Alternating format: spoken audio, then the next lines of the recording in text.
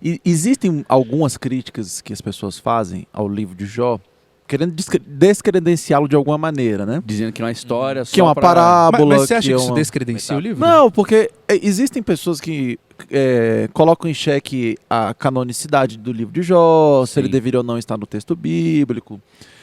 E eu creio que existe um princípio dentro da bibliologia que a Bíblia se explica por ela mesma, né? Sim. Então a gente pode partir desse primeiro ponto, né? Vamos partir desse primeiro ponto, né?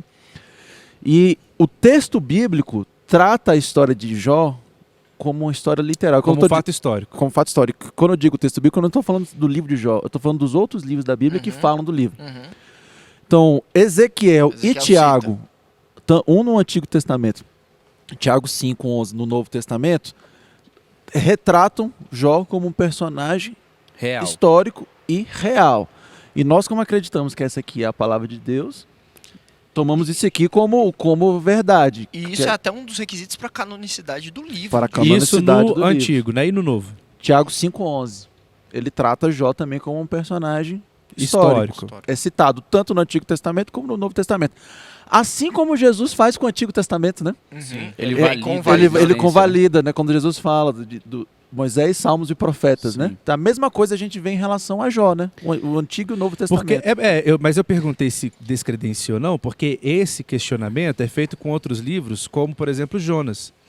Jonas também há quem entenda que aquilo lá não é uma história, não é um fato histórico.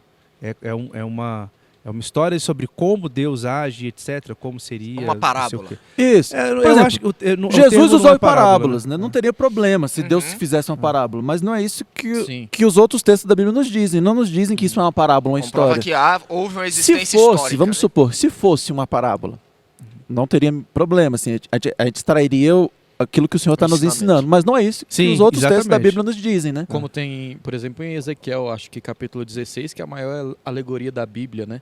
É um capítulo todo contando uma história no meio de um livro profético, mas é uma alegoria. É uma história. E a gente entende isso mesmo. o que Deus está querendo falar ali.